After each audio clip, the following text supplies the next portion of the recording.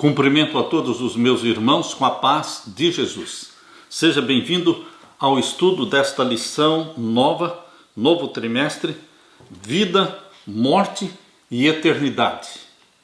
É a lição número 1, com o título de Rebelião em um Universo Perfeito. Antes de começar, vamos orar. Pai querido que estás nos céus, aqui estamos na tua presença, para iniciar o estudo da Tua Palavra com os nossos irmãos. Derrama o Espírito Santo sobre mim e os meus irmãos, abrindo a nossa mente e dando-nos a Tua bênção. É em nome de Jesus que pedimos. Amém, Senhor. Rebelião em um universo perfeito, a perfeição divina, a perfeição do céu, a perfeição de um anjo criado perfeito, Lúcifer. Queridos, nós não podemos imaginar, não podemos entender o mistério da iniquidade. Existem dois mistérios na palavra de Deus: o mistério da iniquidade e o mistério da piedade. O amor de Deus, a piedade divina também é um mistério. Mas nós vamos iniciar nesta lição número 1 sobre a rebelião em um universo perfeito. Aqui diz o verso áureo: veja como você caiu do céu, ó estrela da manhã, filho da alva, veja como você foi lançado por terra, você que debilitava as nações. Isaías 14, 12. Muitos pensadores têm tentado explicar a origem do mal. Alguns sugerem que o mal sempre existiu. Muitos defendem a existência eterna do mal e do bem, o dualismo entre o mal e o bem. Alguns dizem o mal e o bem são eternos, sempre existiram e sempre vão existir. Porém, queridos, biblicamente, nós que cremos na Bíblia, e a palavra de Deus é a nossa única regra de fé e prática, nós cremos que a existência do mal não é eterna.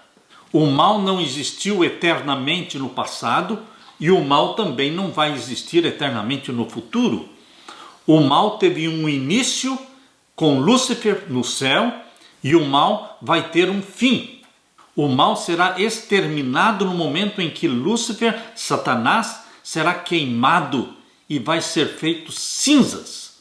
Por isso, queridos, a Bíblia, a palavra de Deus, nos dá segurança, porque nos mostra a verdade pura e cristalina. A Bíblia ensina que o nosso Deus Todo-Poderoso, Ele é amoroso, Ele é perfeito. Tudo o que Ele faz é igualmente perfeito, e o que inclui também a forma como o Senhor criou o nosso mundo. Como então o mal e o pecado surgiram em um mundo perfeito? De acordo com Gênesis capítulo 3, a queda de Adão e Eva trouxe pecado, trouxe o mal e a morte a este mundo. Mas essa resposta levanta outra questão. Mesmo antes da queda, o mal já existia. O pecado não surgiu na terra, ele surgiu no céu, com um anjo perfeito. Por isso, quando Deus criou Adão e Eva e os colocou no jardim do Éden, mostrou para eles a árvore da ciência do bem e do mal, o local onde eles seriam tentados, ou seja, Satanás tentaria Adão e Eva na árvore da ciência do bem e do mal. Adão e Eva foram ensinados, instruídos por Deus quanto à existência do mal, como houve a rebelião no céu e como Lúcifer se tornou Satanás, inimigo de Deus, e ele foi expulso para o planeta Terra. E Adão e Eva seriam testados também na sua obediência a Deus junto à árvore da ciência do bem e do mal. Por isso, queridos, Adão e Eva não eram inocentes no sentido de não conhecerem a origem do mal. Mas, infelizmente, Adão e Eva pecaram, se submeteram a Satanás, transferiram para Satanás a soberania deste mundo. Adão era o representante de Deus no planeta Terra. E ao pecar, colocou na mão de Satanás o poder e soberania do planeta Terra. E queridos, isto durou 4.000 anos. 4.000 anos para vir o Messias e então resgatar reconquistar, redimir a família humana e se tornar o nosso representante. Jesus Cristo hoje é o nosso representante. Mas por 4.000 anos foi Satanás quem respondia pelos assuntos da terra nos concílios do céu, exatamente como aparece ali em Jó capítulo 1 e capítulo 2.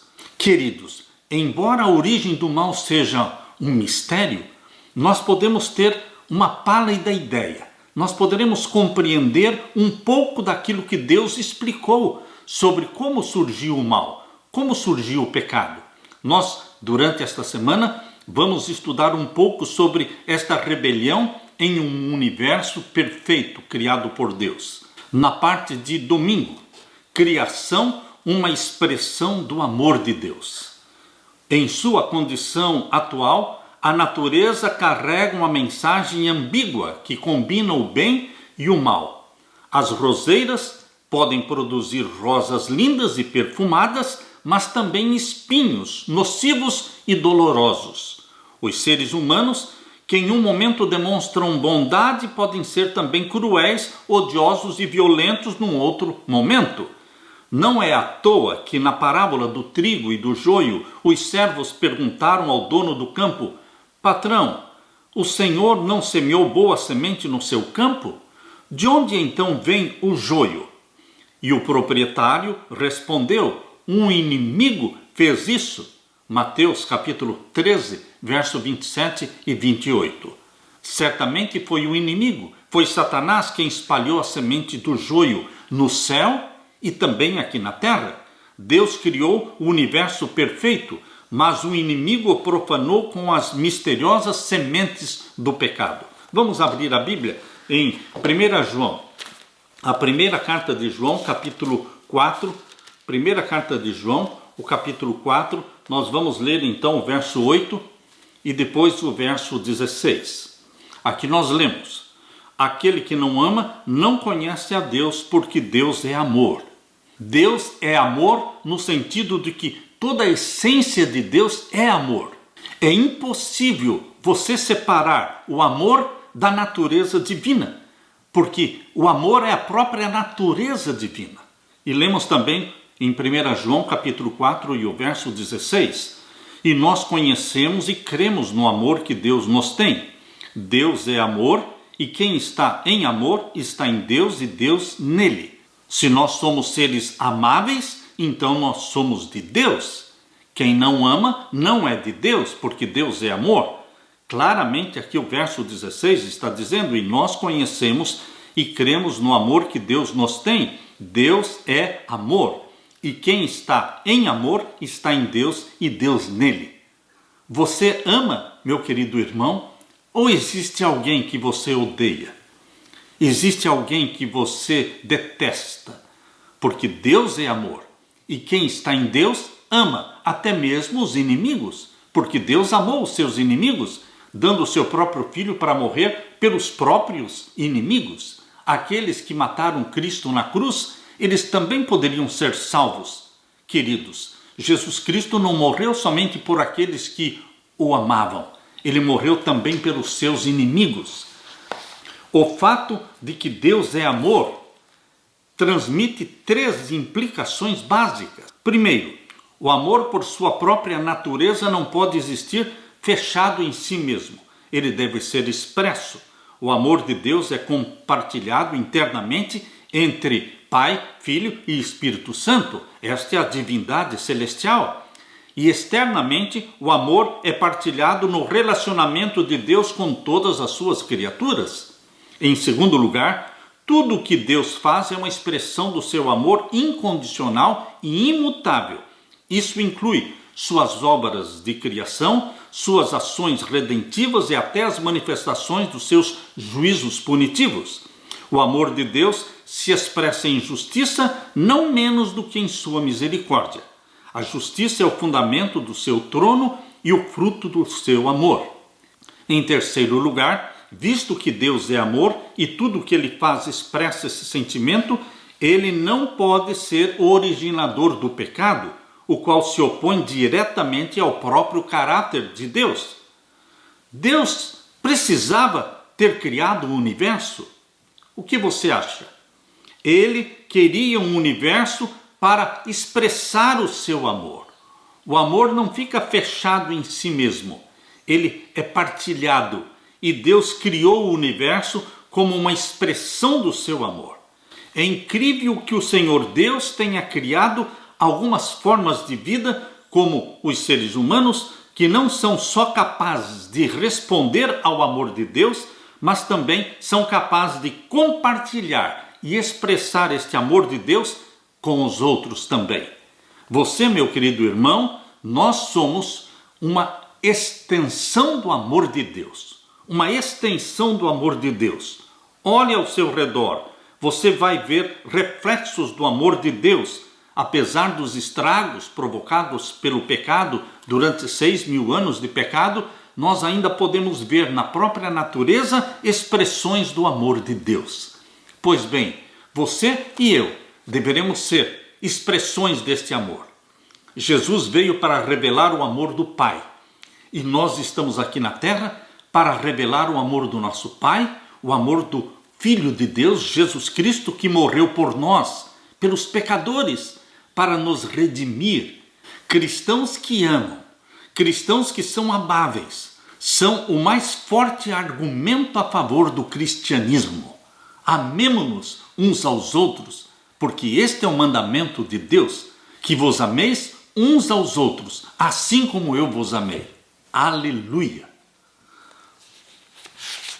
Na parte de segunda-feira, o livre-arbítrio, a base para o amor. Deus, por ser um Deus de amor, não poderia ter criado robôs. Por isso, ele criou seres livres, com livre-arbítrio, liberdade de escolha. Porque o amor só é válido quando você escolhe amar. Vamos abrir a Bíblia em 1 João capítulo 4. Primeira carta de João, capítulo 4, e vamos ler agora o verso 7 até o verso 16.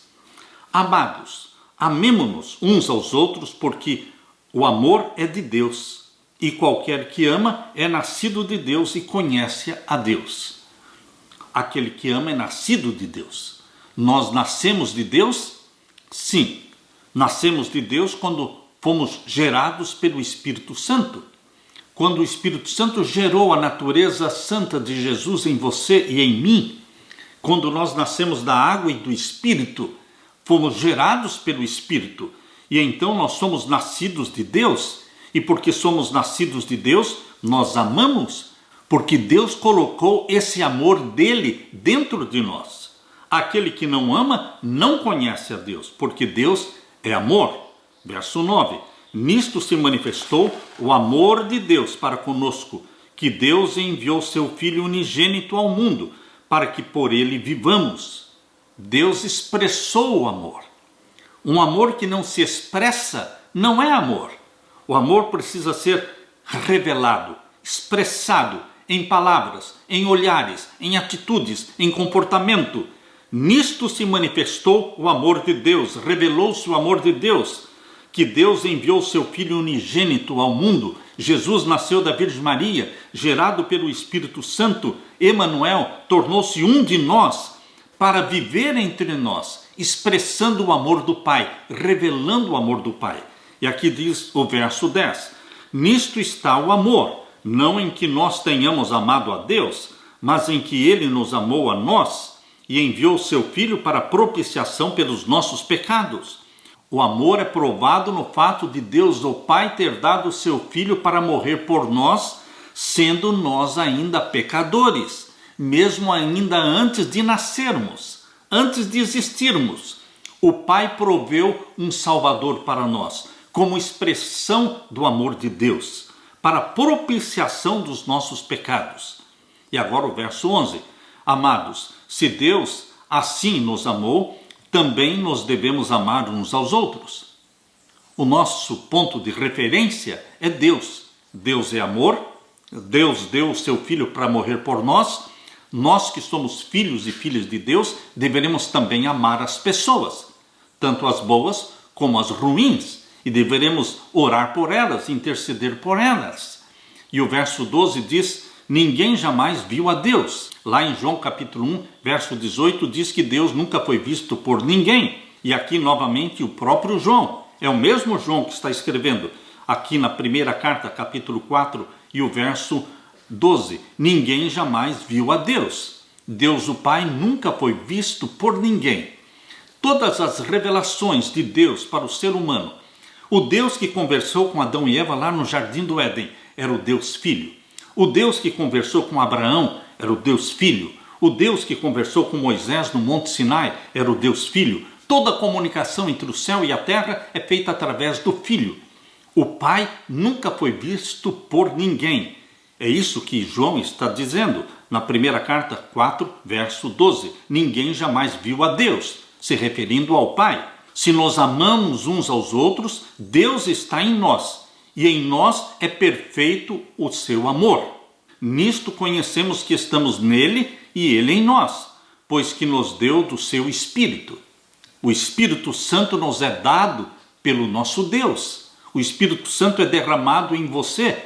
Primeiramente, nós somos gerados pelo Espírito Santo. E uma vez gerados pelo Espírito Santo, somos filhos e filhas de Deus. E então o Espírito Santo nos é dado para guiar e dirigir e orientar a nossa vida. E agora diz o verso 14. E vimos e testificamos que o Pai enviou seu Filho para Salvador do mundo. Há pessoas que me perguntam, principalmente aqueles que são antitrinitarianos. Eles não querem reconhecer a existência de Pai, Filho e Espírito Santo na Bíblia. A Bíblia fala claramente do Pai, do Filho e do Espírito Santo. Embora você e eu não saibamos explicar como é o Pai, como é o Filho, como é o Espírito Santo, porque o maior conhecimento que nós temos é do Filho, que se tornou um de nós. Mas ninguém jamais viu Deus o Pai e ninguém jamais viu ao Espírito Santo.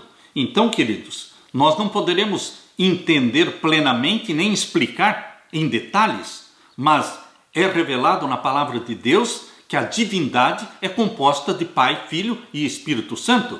Aqui está na primeira carta de João, capítulo 4. Vemos aqui o verso 13. Nisto conhecemos que estamos nele e ele está em nós, porque nos deu do seu Espírito, o Espírito Santo. E agora o verso 14. E vimos e testificamos que o Pai, aqui está falando do Pai, no verso anterior falou do Espírito Santo. E vimos e testificamos que o Pai enviou seu Filho para Salvador do mundo. Aqui está falando de Jesus, o Salvador. Portanto, claramente, João fala do Espírito Santo, fala do Pai e fala do Filho, que é Jesus Cristo. Queridos, nós não precisamos entender, mas nós precisamos crer. Não espere entender para depois crer. Você crê para depois entender. Um dia, quando você e eu estivermos no céu, nós vamos entender melhor a divindade. E aqui diz agora o verso 15. Qualquer que confessar que Jesus é o Filho de Deus, Deus está nele e ele está em Deus. Jesus é o Filho de Deus, nascido na terra, com a natureza humana, mas era o Deus encarnado, 100% Deus, 100% homem. Porém, ele veio para viver como homem. Ele não vivia como Deus na terra. Ele veio para ser exemplo seu e meu, como um homem, como uma mulher, podem viver nesta terra na dependência do Pai, tendo comunicação com o Pai através da oração, sendo batizados pelo Espírito Santo, guiados pelo Espírito Santo. Queridos, Jesus Cristo veio para mostrar para você e para mim que é possível os filhos de Deus viverem na dependência do Pai, sendo guiados pelo Espírito Santo. Verso 16. E nós conhecemos e cremos no amor que Deus nos tem. Deus é amor e quem está em amor está em Deus e Deus nele. Nisto é perfeito o amor para conosco, para que no dia do juízo tenhamos confiança, porque qual ele é, nós também somos neste mundo. E o verso 18. No amor não há temor, ou seja, no amor não existe medo. Quando você ama a Deus, você supera todos os medos, porque o amor de Deus expulsa fora o medo. No amor não há temor, não há medo. Antes, o perfeito amor lança fora expulsa o quê? O medo, porque o temor tem consigo a pena, e o que teme não é perfeito em amor. Nós o amamos a Ele porque Ele nos amou primeiro. O amor de Deus se manifestou na minha vida quando eu ainda não queria saber de Deus. Eu não estava querendo Deus, eu não estava querendo estudar a Bíblia, mas o amor de Deus estava me perseguindo. Jesus já tinha morrido por mim, e o amor de Deus nos alcança, por mais que fujamos, por mais que você fuja, o amor de Deus corre atrás de você, e o amor de Deus nos alcança, e nós nos rendemos a Ele. Flores artificiais são lindas, mas não florescem como as flores reais. Os robôs são pré-programados para falar e realizar muitas tarefas, mas não têm vida, não têm emoções. A vida e o livre-arbítrio são condições indispensáveis para receber, cultivar e compartilhar amor. Assim, nosso amoroso Deus criou anjos, incluindo Lúcifer, e seres humanos com liberdade para fazer suas próprias escolhas, incluindo a possibilidade de seguir um caminho errado. Em outras palavras, Deus criou todo o universo como um ambiente perfeito e harmonioso para suas criaturas crescerem em amor e sabedoria. Em 1 João 4, verso 7 até o verso 16 que nós lemos, o apóstolo ressalta que Deus é amor e que manifesta o seu amor enviando o seu Filho para morrer pelos nossos pecados. Como resultado, devemos expressar nossa gratidão amando-nos uns aos outros. Esse amor divino é a evidência mais convincente de que Deus permanece em nós e nós permanecemos nele. No entanto, a liberdade pode ser mal utilizada. Esse livre-arbítrio que Deus deu a todas as suas criaturas pode ser mal utilizado. Um fato demonstrado na rebelião de Lúcifer, lá no céu. Mesmo reconhecendo a importância do livre-arbítrio, a liberdade da escolha, alguns ainda se perguntam: se Deus sabia que Lúcifer se rebelaria, por que o criou? Nós não sabemos. É o mistério da iniquidade. A criação de Lúcifer não torna Deus responsável pela origem do pecado, de forma alguma. Especular a esse respeito pode ser complicado, pois depende de muitos fatores. Queridos, a origem e a natureza do pecado são mistérios que ninguém pode explicar completamente. Deus não ordenou a existência do pecado, mas Deus permitiu a sua existência. E na cruz, Deus tomou sobre si a punição máxima pelo pecado e que o habilitou a erradicar o pecado em definitivo. Nas dolorosas reflexões sobre o mal, nunca devemos esquecer que foi o próprio Deus quem pagou o preço mais alto pela existência do pecado. Foi Deus quem pagou pelo preço mais alto pela existência do pecado. Deus sofreu em decorrência do pecado mais do que qualquer outro ser humano ou criatura. O livre-arbítrio, meus queridos, é algo sagrado, mas nossa maneira de usar o livre-arbítrio traz consequências poderosas. Que decisões importantes você precisa tomar usando esse dom? Se Deus nos deu a liberdade de escolha, deveremos exercer esta liberdade de escolha escolhendo Deus, escolhendo Jesus, escolhendo a vida. A Bíblia diz em Deuteronômio capítulo 30 e o verso 19, Deus diz: os céus e a terra tomo hoje por testemunhas contra vós, que te tenho proposto a vida e a morte, a bênção e a maldição. Escolhe, pois, a vida para que vivas tu e a tua semente. Deus está propondo, Deus está estimulando você a exercer a sua liberdade de escolha, o seu livre-arbítrio. Mas Deus o aconselha: escolha, pois, a vida e não a morte. Escolha, pois, a bênção e não a maldição. Escolha a vida para que vivas tu e a tua semente. Exerça o livre-arbítrio para a glória de Deus, para a felicidade tua, para a felicidade da sua família. Louvado seja Deus pela liberdade de escolha que Ele nos deu. Aleluia!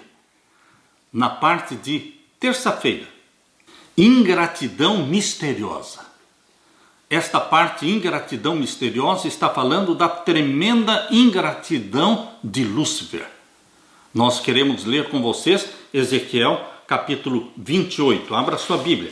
Ezequiel capítulo 28, nós vamos ler do verso 12 até o verso 19. Ezequiel capítulo 28 e o verso 12 até o verso 19. Filho do homem, levanta uma lamentação sobre o rei de Tiro e diz-lhe, assim diz o Senhor Jeová, tu és o aferidor da medida, cheio de sabedoria e perfeito em formosura. Deus escolhe o rei de Tiro para ser uma representação de Lúcifer. E agora o verso 13. Estavas no Éden, jardim de Deus. Toda pedra preciosa era tua cobertura, a sardônia, o topázio, o diamante, a turquesa, o ônix, o jaspe, a safira, o carbúnculo, a esmeralda e o ouro. A obra dos teus tambores e dos teus pífaros estava em ti. No dia em que foste criado, foram preparados. Tu eras querubim, ungido para proteger, e te estabeleci no monte santo de Deus estavas, no meio das pedras afogueadas andavas.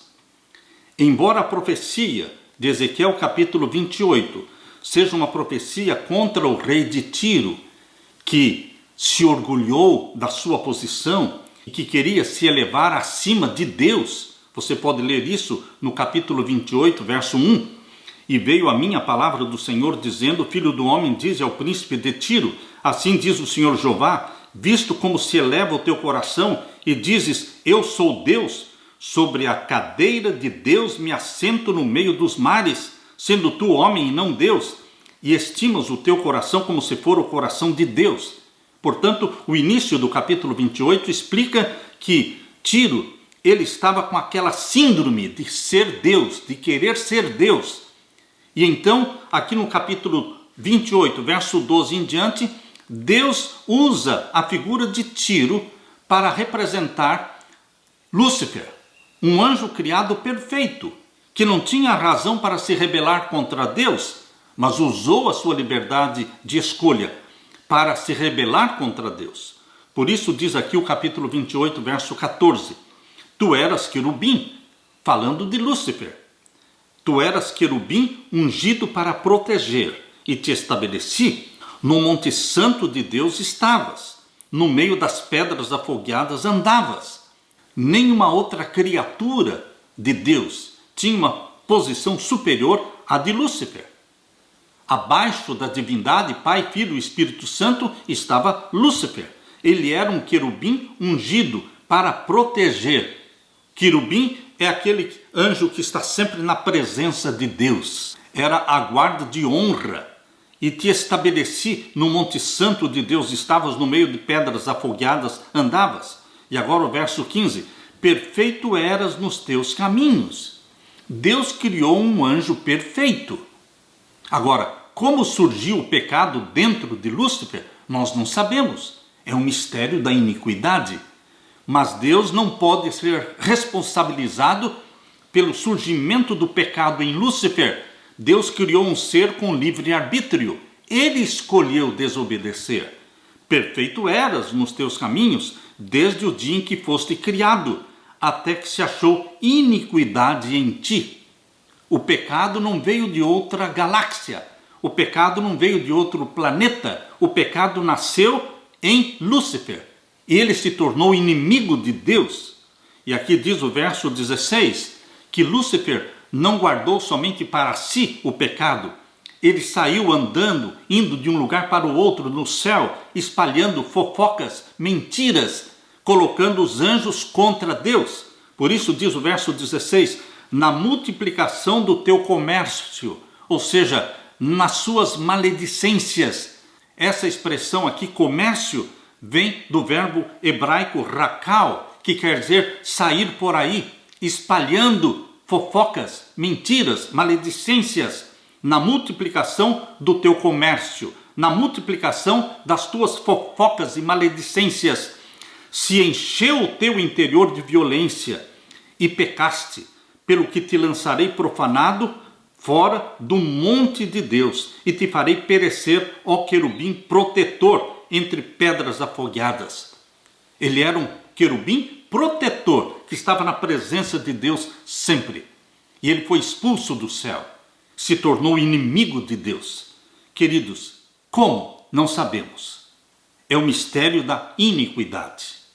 E aqui diz o verso 17: elevou-se o teu coração por causa da tua formosura, porque ele era o mais lindo anjo do céu, o mais inteligente, o mais poderoso e o que estava em maior intimidade com Deus.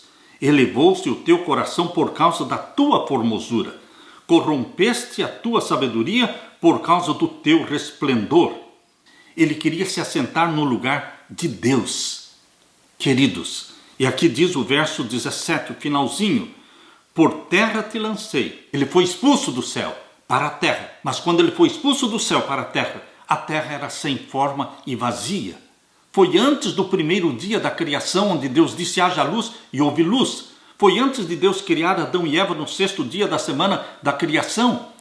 Quando Adão e Eva foram criados no 6º dia, Deus já mostrou para eles a árvore da ciência do bem e do mal, onde eles seriam tentados por Satanás. Ou seja, o mal já existia, a rebelião no céu já tinha acontecido. E Adão e Eva sabiam da existência de Satanás, o anjo caído, que foi expulso do céu. Por isso diz o verso 17, o finalzinho: por terra te lancei, diante dos reis te pus, para que olhem para ti. Verso 18: pela multidão das tuas iniquidades, pela injustiça do teu comércio, ou seja, das tuas fofocas, profanaste os teus santuários. Eu, pois, fiz sair do meio de ti um fogo. Aqui já é uma profecia que vai se cumprir no final dos 1000 anos. Esta profecia de Ezequiel capítulo 28, especificamente o verso 18. Esta parte do verso 18 é uma profecia que ainda não se cumpriu, mas no final dos 1000 anos vai se cumprir. Eu, pois, fiz sair do meio de ti um fogo que te consumiu a ti e te tornei em cinza sobre a terra aos olhos de todos os que te veem. O fogo que vai consumir Satanás, ele vai sair de dentro dele e vai consumi-lo a tal ponto que ele se torna cinzas. Queridos, os demônios vão se tornar cinzas, Satanás vai se tornar cinzas e os ímpios também se tornarão cinzas. Não haverá lembrança das coisas passadas. E o verso 19: todos os que te conhecem entre os povos estão espantados de ti. Em grande espanto te tornaste e nunca mais serás para sempre. Ou seja, é o fim do mal, extermínio do mal. O mal não é eterno. O mal não existia no passado eternamente e o mal não vai existir eternamente no futuro. O mal teve um início com Satanás e vai ter um fim quando ele for queimado. Louvado seja Deus, porque na nova terra, no novo céu, onde todos os salvos viverão, não haverá mais lembrança das coisas passadas. Queridos, o pecado é algo misterioso e inexplicável. Não havia razão para a sua existência. Tentar explicar o pecado é procurar uma razão para ele, e isso seria justificá-lo. O pecado apareceu num universo perfeito, algo que se revelou inexcusável. Embora você e eu não possamos entender o mistério da iniquidade, nós somos atraídos e agraciados e presenteados pelo mistério da piedade, porque o mistério da piedade se revelou em Deus do Pai dar o seu Filho para morrer por nós. Que presente maravilhoso você e eu recebemos em Jesus Cristo, que é uma expressão do mistério da piedade divina, o amor de Deus em Jesus Cristo, dado por você e por mim. Aleluia! Na quarta-feira, o preço do orgulho. Aqui nós vamos encontrar em Isaías capítulo 14, abra sua Bíblia agora em Isaías capítulo 14, você vai encontrar um outro capítulo que está falando também da queda de Lúcifer. Tanto Ezequiel capítulo 28, como Isaías capítulo 14, ambos estão falando da queda de Lúcifer. Nas escrituras, existem dois grandes temas ou assuntos predominantes que competem entre si. Um é o tema de Salém, Monte Sião, Jerusalém e a Nova Jerusalém. Este é o tema de Deus, é o tema do bem. Representam o reino de Deus. Mas por outro lado, existe um outro tema, falando de Babel, de Babilônia, que representa o domínio falsificado de Satanás. Por exemplo, Abrão, que passou a ser chamado Abraão, foi convidado a sair lá da região de Babilônia, Ur dos Caldeus, ficava lá na Mesopotâmia, e ir para a terra que Deus mostraria. Os judeus, no fim do seu exílio de 70 anos em Babilônia, foram chamados para saírem de Babilônia, deixarem Babilônia e retornarem para Jerusalém.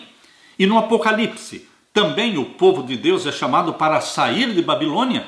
Apocalipse 18, verso 4, sai dela, povo meu. Para o povo de Deus é chamado para sair de Babilônia, para habitar com ele. Finalmente, vamos habitar no Monte Sião, na Nova Jerusalém, com o nosso Deus eternamente. Abra sua Bíblia e vamos ler então Isaías 14, versos 12 até o verso 15. Assim como lá em Ezequiel capítulo 28, o rei de Tiro foi usado para representar Satanás, aqui em Isaías capítulo 14, o rei de Babilônia, Nabucodonosor, é usado para representar Satanás em seu orgulho. Lemos agora Isaías 14 e o verso 12 em diante. Como caíste do céu, ó estrela da manhã, filha da alva? Satanás se intitulava de estrela da manhã, mas estrela da manhã era aquilo que ele queria ser. Mas, queridos, a Bíblia diz quem é a verdadeira estrela da manhã. Abra sua Bíblia em Apocalipse capítulo 22. Em Apocalipse capítulo 22, nós vamos ler aqui no verso 16. Capítulo 22 de Apocalipse, verso 16, nós lemos: Eu, Jesus, enviei o meu anjo para vos testificar estas coisas nas igrejas. Eu sou a raiz e a geração de Davi, a resplandecente estrela da manhã.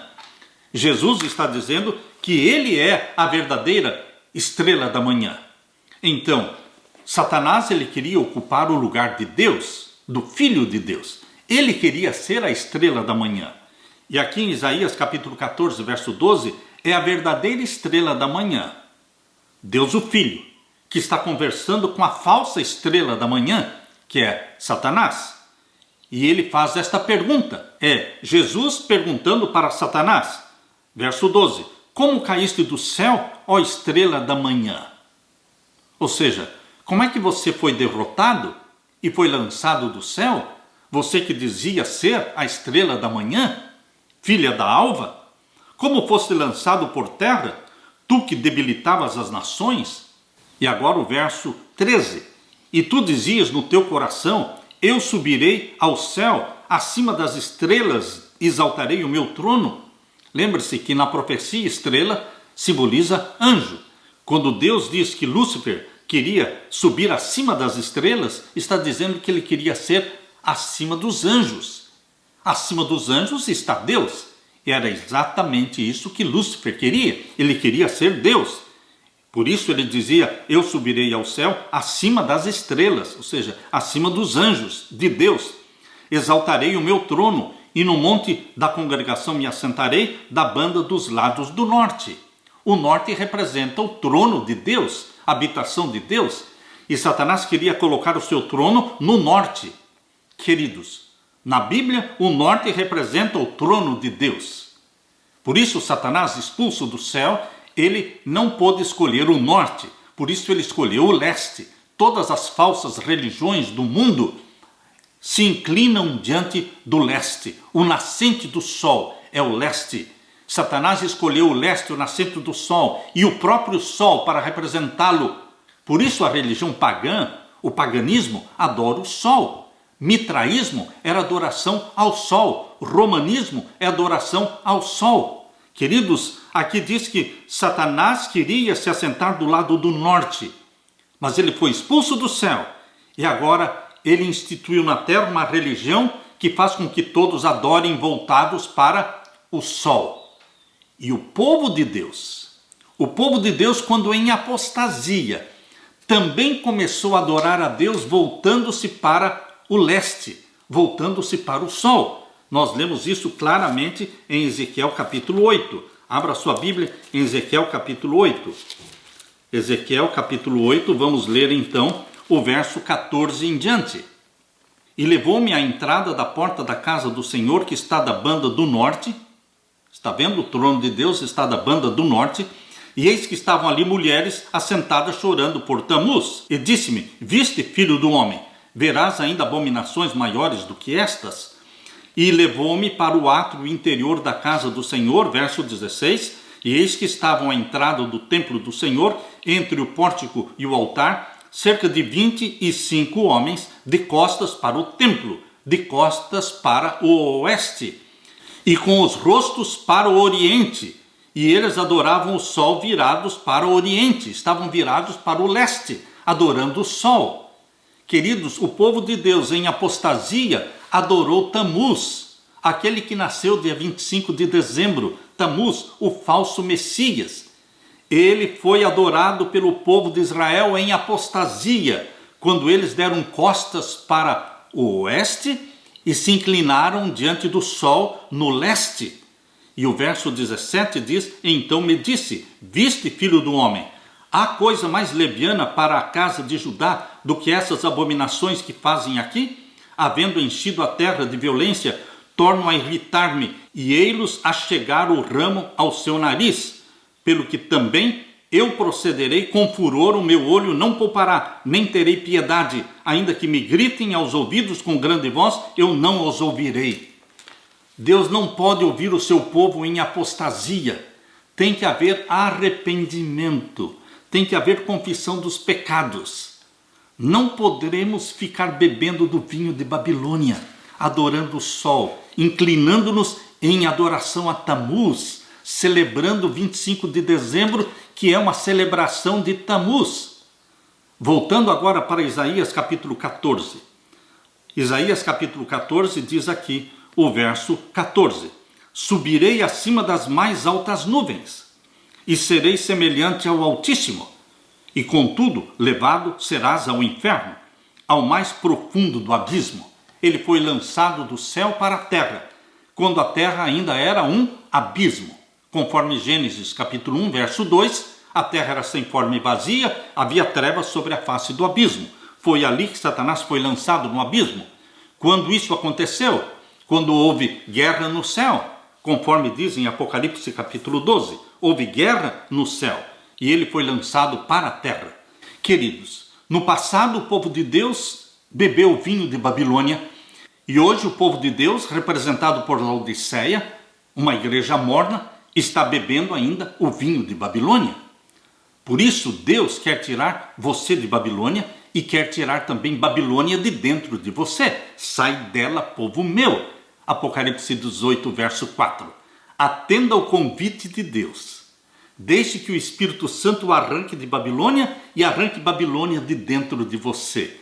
E que você se apaixone por Jesus Cristo. E que você dê costas para o sol, costa para o leste, para todas as religiões pagãs, para todo este vinho de Babilônia. Babilônia foi destruída no passado, Babilônia será destruída no futuro. É exatamente isso que Isaías 14, verso 22 está falando. Porque me levantarei contra eles, ou seja, os de Babilônia, diz o Senhor dos Exércitos, e desarraigarei de Babilônia o nome e os resíduos e o filho e o neto, diz o Senhor. Reduzi-la-ei a possessão de corujas e a lagoas de águas, e varrê-la-ei com vassoura de perdição, diz o Senhor dos Exércitos. Uma destruição de Babilônia. Babilônia se transformou em ruínas. Até hoje, Babilônia, literal, são ruínas. Mas, queridos, Deus está falando também da Babilônia espiritual de Apocalipse. Ele também vai destruir, ali diz em Apocalipse 18, Babilônia será destruída. Mas sai dela, povo meu, porque Deus tem um povo que é seu ainda dentro de Babilônia. E nós deveremos proclamar este alto clamor: sai dela, povo meu, porque a maioria do povo de Deus ainda está em Babilônia. Mas ali em Babilônia existem milhões e milhões de homens e mulheres sinceros que são filhos de Deus estão esperando ouvir o chamado: sai dela, povo meu. E este chamado Deus quer dar usando você, usando a mim. Nós fomos chamados por Deus para proclamarmos o alto clamor. Que Deus te use. Aleluia. Na parte de quinta-feira, a disseminação da descrença. Queridos, vamos abrir a Bíblia agora em Apocalipse capítulo 12. O que o capítulo 12 de Apocalipse ensina sobre a disseminação da rebelião do céu para a terra? Aqui em Apocalipse capítulo 12, nós vamos ler com vocês a partir do verso 1. Aqui nós lemos: e viu-se um grande sinal no céu, uma mulher vestida do sol, tendo a lua debaixo dos seus pés e uma coroa de 12 estrelas sobre a sua cabeça. Na profecia bíblica, uma mulher sempre representa a igreja de Deus. Aqui fala de uma mulher pura, vestida do sol. O sol representa Jesus Cristo, o sol da justiça, tendo a lua debaixo dos seus pés, representando o Antigo Testamento, que é a plataforma, é a base da verdadeira igreja, tendo a lua debaixo dos seus pés e uma coroa de 12 estrelas sobre a sua cabeça. As 12 estrelas representam as 12 tribos de Israel, mas também representam os 12 apóstolos. Porque esta mulher que aparece aqui em Apocalipse 12 representa a igreja do Antigo Testamento, formada por 12 tribos, e representa também a igreja do Novo Testamento, formada por 12 apóstolos. Por isso, a coroa que está na cabeça da mulher tem 12 estrelas, representando as 12 tribos, representando também os 12 apóstolos. E aqui diz o verso 2: e estava grávida e com dores de parto, e gritava com ânsias de dar à luz. Jesus Cristo, o Messias, nasceu da igreja judaica, das 12 tribos. Ele era da tribo de Judá. Mas, queridos, o Jesus Cristo que nasceu da tribo de Judá, da igreja judaica, ele instituiu e plantou a igreja cristã, formada por 12 apóstolos. Por isso diz agora o capítulo 12, verso 3. Agora mostra o que aconteceu lá no céu, antes da criação do planeta Terra, antes da criação de Adão e Eva. E viu-se um outro sinal no céu, e eis que era um grande dragão vermelho, que tinha 7 cabeças e 10 chifres, e sobre as suas cabeças 7 diademas. Este dragão vermelho representa Lúcifer, que se tornou Satanás, adversário de Deus.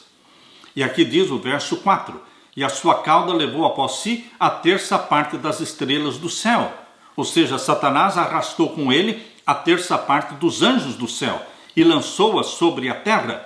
E o dragão parou diante da mulher que havia de dar à luz, para que, dando ela à luz, lhe tragasse o filho. Aqui é uma referência ao nascimento de Jesus Cristo, relatado ali em Mateus capítulo 2, versos 16 a 18. Quando Jesus nasceu, Herodes tentou matar o Filho de Deus pelo decreto de morte para todas as crianças de 2 anos para baixo na região de Belém. Mas, queridos, o Filho de Deus foi preservado, foi protegido. Verso 5: e deu à luz a um filho, um varão que há de reger todas as nações com vara de ferro, e o seu filho foi arrebatado para Deus e para o seu trono.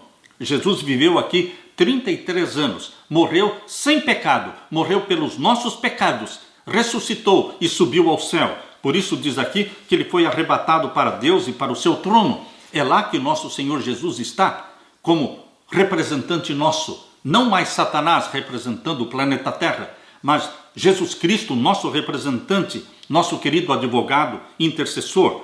E o verso 6: depois que Jesus foi para o céu, Satanás agora se voltou contra a igreja cristã que ficou na terra, e a mulher fugiu para o deserto, onde já tinha lugar preparado por Deus para que ali fosse alimentada durante 1260 dias.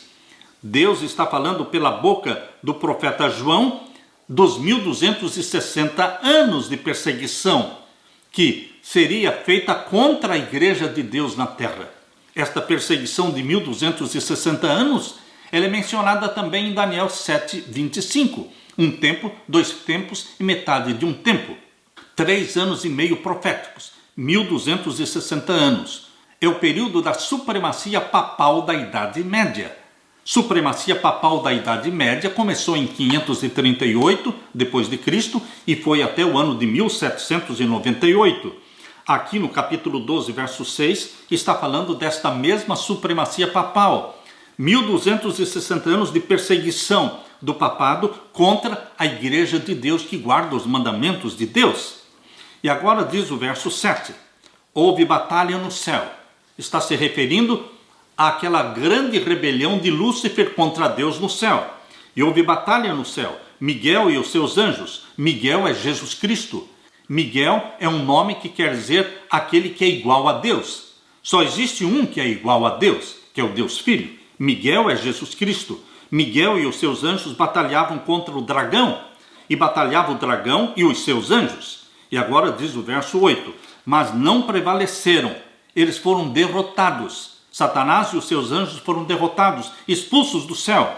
Não prevaleceram, nem mais o seu lugar se achou nos céus. E foi precipitado o grande dragão, a antiga serpente chamada o diabo, e Satanás, que engana todo mundo.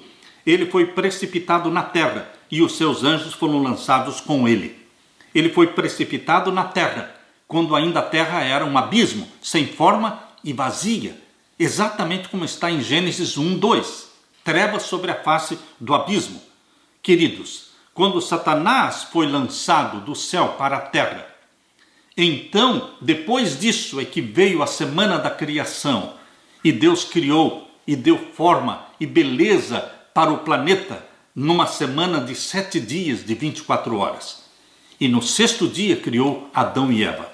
E contou Deus para Adão e Eva a história da rebelião de Satanás. E agora nós vemos aqui no verso 10. E ouvi uma grande voz no céu que dizia, agora chegada está a salvação e a força e o reino do nosso Deus e o poder do seu Cristo, porque já o acusador dos nossos irmãos é derribado, o qual diante do nosso Deus os acusava de dia e de noite. Quando é que Satanás foi derrubado do céu como acusador dos irmãos de Cristo? Foi exatamente quando Jesus morreu na cruz. Por 4.000 anos, Satanás ia aos concílios do céu como acusador dos irmãos de Cristo. Mas agora Cristo morreu na cruz, ressuscitou, subiu ao céu, assumiu a posição de intercessor e mediador nosso no santuário celestial. E queridos, Satanás nunca mais voltou ao céu. Ele foi expulso do céu como acusador dos irmãos de Cristo. Portanto, queridos, Apocalipse 12 fala das 2 expulsões de Satanás. A primeira expulsão de Satanás está no capítulo 12, verso 7 até o verso 9. Quando ele foi expulso do céu com os seus demônios, com os seus anjos. 1/3 dos anjos. Mas aqui no capítulo 12, verso 10, está falando da segunda expulsão de Satanás. Quando ele foi expulso por ocasião da morte de Jesus na cruz. Foi expulso aquele que era o acusador dos irmãos de Cristo. E agora diz o verso 11, capítulo 12, verso 11. E eles o venceram pelo sangue do Cordeiro e pela palavra do seu testemunho, e não amaram as suas vidas até a morte. Eles o venceram. Quem a Bíblia está falando quando diz eles o venceram? Está falando de todos os resgatados pelo sangue de Jesus Cristo. De todos aqueles que abraçaram a Jesus como Salvador. Este eles o venceram inclui você e eu. Nós o vencemos a Satanás. É possível vencer a Satanás? Sim. É possível vencer o pecado? Sim. A Bíblia está falando. Eles o venceram. Venceram quem? Satanás. O pecado. Como? Pelo sangue do Cordeiro. Queridos, pelo sangue do Cordeiro nós temos a vitória sobre o pecado e sobre Satanás. E pela palavra do nosso testemunho nós temos a vitória em Cristo Jesus. E nós não amamos a nossa vida até a morte. Exatamente como diz o finalzinho do verso 11. E não amaram as suas vidas até a morte. Por quê? Porque se for preciso morrer por Jesus, morreremos. Se for preciso continuar vivendo por Jesus, continuaremos vivendo. Porque, como disse o apóstolo Paulo, para mim o viver é Cristo. E o morrer é lucro. Para mim o viver é Cristo e o morrer é lucro. Por isso diz aqui, eles o venceram pelo sangue do Cordeiro. Sofrendo em vida ou sofrendo na morte como mártires, nós saímos vencedores pelo sangue do Cordeiro. Queridos, o mal não é eterno. Não foi eterno no passado, não será eterno no futuro. O mal foi vencido por Jesus Cristo, Satanás, e você também, pelo sangue do Cordeiro, pode vencer a Satanás, pode vencer o pecado, ser vitorioso em Jesus Cristo e receber a coroa da vida eterna. Que bendita promessa, meu querido irmão. Regozije-se na vitória que Jesus dá para você. Nós vencemos o mal. Nós vencemos Satanás. Nós vencemos o pecado pelo sangue do Cordeiro. A Jesus Cristo toda a glória. E que Jesus derrame o Espírito Santo sobre você e que te dê a paz que só Ele pode dar. Amém.